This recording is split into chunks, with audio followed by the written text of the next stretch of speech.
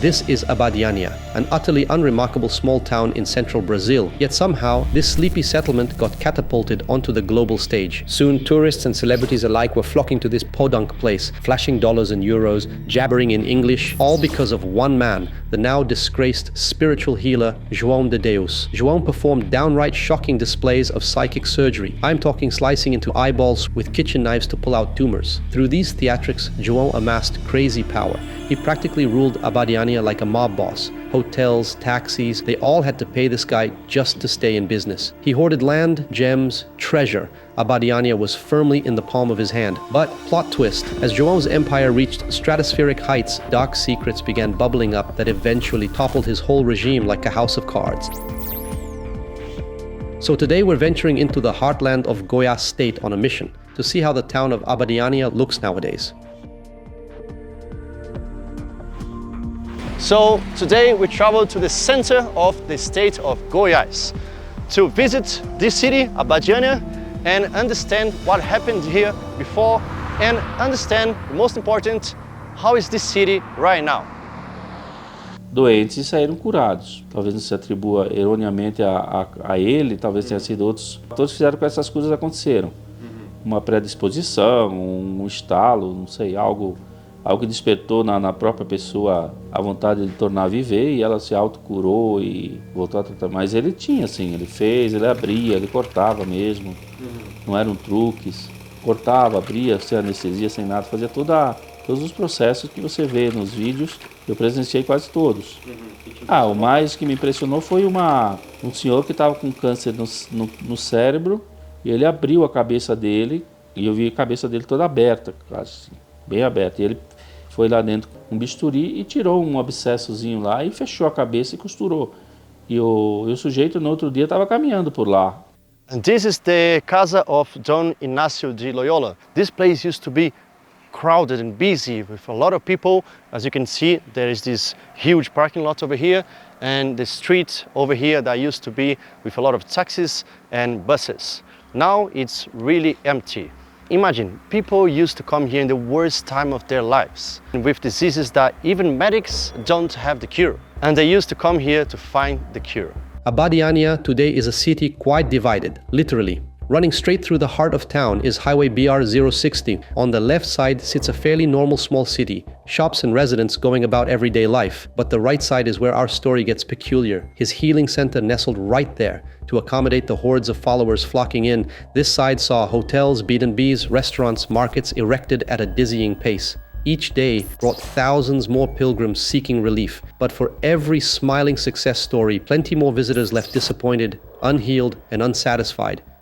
Vou te dizer uma coisa, eu estava tão doente que eu nem via direito que eu só via aquele movimento de muito ônibus, muitas pessoas, né, chegando, aquele tumulto e muita pessoa desmaiando, passando mal, aquela confusão toda, muita gente mesmo. E muito calor, muita gente passava mal, muitos ônibus, né, que é aquela fileira de ônibus, de pessoas que vinham de fora também. E eu estava lá no meio daquele tumulto. Eu fui lá umas 3 ou 4 vezes. E era sempre a mesma coisa, porque ele com umas 4 ou 5 garrafadas, tomava aquela garrafada, no outro mês voltava. E nada. Até que eu desisti, sabe? Porque realmente eu não vi resultado nenhum. Mas quando você está precisando, você vai atrás de qualquer coisa. But what exactly caused this tiny town to become so infamously associated with mysticism and power? To unravel this enigma, I'm stepping inside the now abandoned building where João performed his dramatic healings that sparked it all. Brazil has the largest spiritist community in the world, so practices like João's are everywhere. Who am I to judge what went on here? João claimed to be a medium, basically an intermediary between the material realm and the spiritual dimension. Today, the building sits vacant, yet photos of criminal João still adorn the walls here. The routine there was simple. Pilgrims would come by taxi or bus, entering the reception area before filling up the waiting hall. Though many came daily, everything happened fast.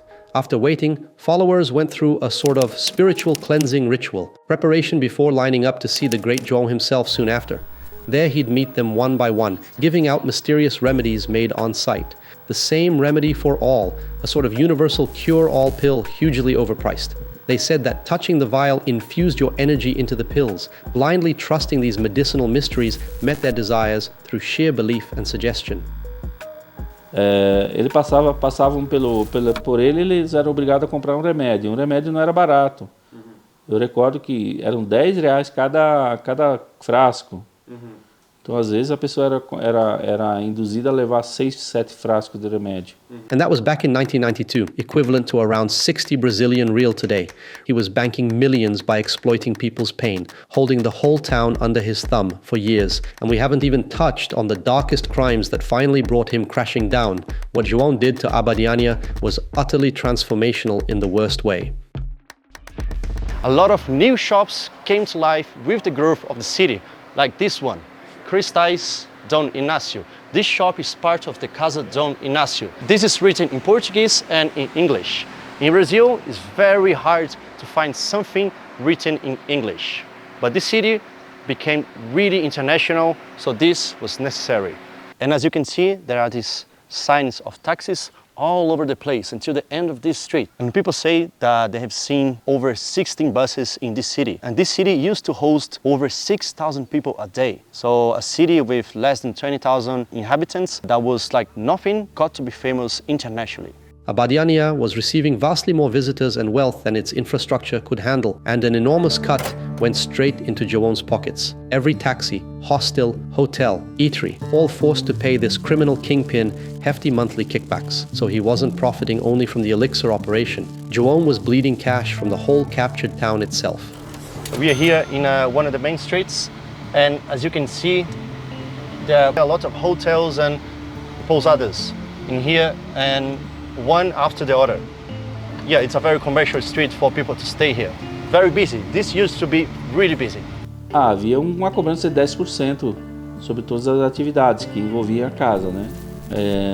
Por semana isso era, 10% por semana. Sim. Ou mensal, tanto faz, mas a coleta era feita na semana. E eles eram o pagamento de uma espécie de propina, de uma espécie de direito para utilizar. Quem não pagava não podia receber hóspedes, nem gente para almoçar, nada, porque era fechado automaticamente. Quem mandava fechar era ele. Então ele controlava realmente, ele tinha a cidade nas mãos dele. Essa parte da cidade, sim.